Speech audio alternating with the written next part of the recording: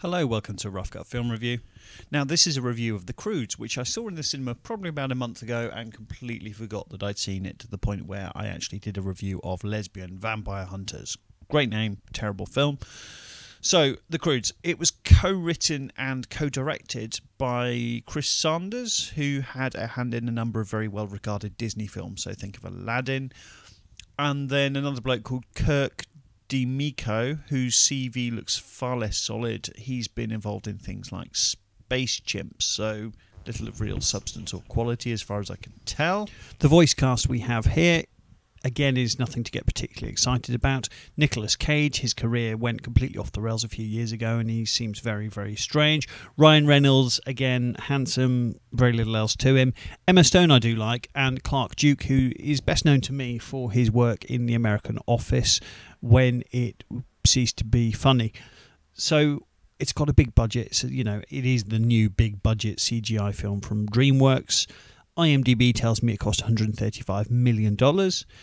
It sounds like an awful lot of money, but then if you put that next to WALL-E, which was $180 million, or the $200 million of Toy Story 3, you can see, to be fair, where the money went. Although I don't think, it may be my memory, but I don't think it looks as good as either WALL-E or Toy Story 3. It certainly didn't have the visual impact, but it looks absolutely fine.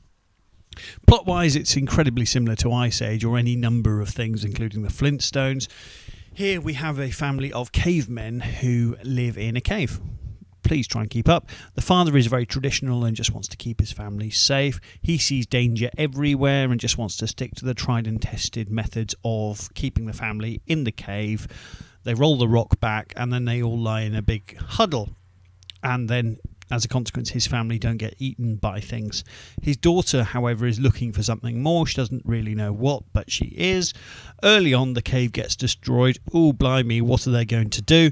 So they're forced to trek, a la Ice Age, on a long quest to get somewhere safe, where there's all this sort of geological bad stuff going on, and it all seems fairly apocalyptic. It's clearly not safe where they are.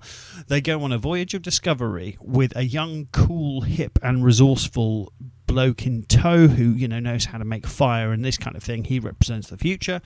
He also doubles up as the love interest for Emma Stone's character called Eep. Reviews from the professional press have been rather sniffy overall, and I can understand why, to be honest. Philip French in The Observer said along the lines of the lack of imagination is painful. Robbie Collin at The Telegraph gave it 2 out of 5 stars, and that's fairly standard. Well, what can I say about the film? I don't think the reviewers that gave it 2 out of 5 stars are missing anything that I've really picked up on, other than the fact that I actually enjoyed it. It is formulaic. We have been there before. Shrek, Ice Age, Wreck-It Ralph. There's loads of other things that this is drawing influence from, but I don't have a big problem with that because I thought the jokes were, for the large part, funny. The characters are likeable, and there's some very touching scenes with the father character and the daughter character, Eep, and that's all really well done. So for what it's supposed to be, and judged on its own merits, I think it's perfectly fine. The animation looks fine, the acting's fine, the story, while feeling tremendously familiar, is fine. So, if you were to take your kids to it, I don't think you'd regret it. Kind regards, Christopher Thomas.